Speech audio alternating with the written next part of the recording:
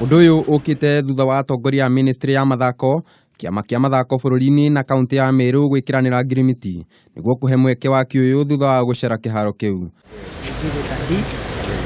Munini wa murugamiri munene wa mathako ma African Nation Championship mwaka wa 2018 Herbert Mwachiro augite wa kiuyu uratanya kugacirithia kiharo kiu niguo gikinyanirie ikiro cia kimabũrũri. And Meru Kinoru Stadium is one of the stadiums that will light up this event. When the CAF inspection team was here, they came and saw this facility already under construction.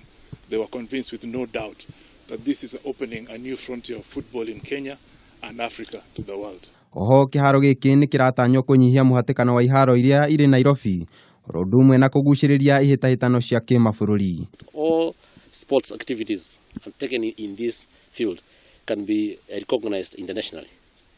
It will also be a place because of the high altitude we have in Meru. Athletes will stop from going to Eldoret and Kamarini. They will come to Meru, and because of the airport at Isiolo and the good hotels and the hospitality of the people of Meru, we will have so many athletes and international sportsmen training here.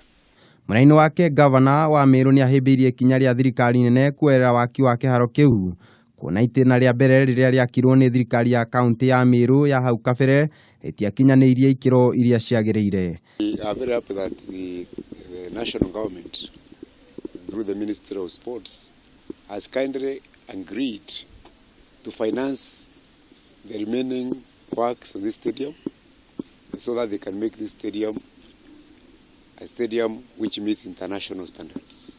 Kiharo giki kiratanyo gukorwo kirikirire mwaka uyu tanathira kuria mwandiki mukaru ministry-ini ya mathako Kirimi Kaberia augite ni kimwe gia ciraniro cia thirikari ya Jubilee gutigirira mathako ni magacirithio bururi-ini.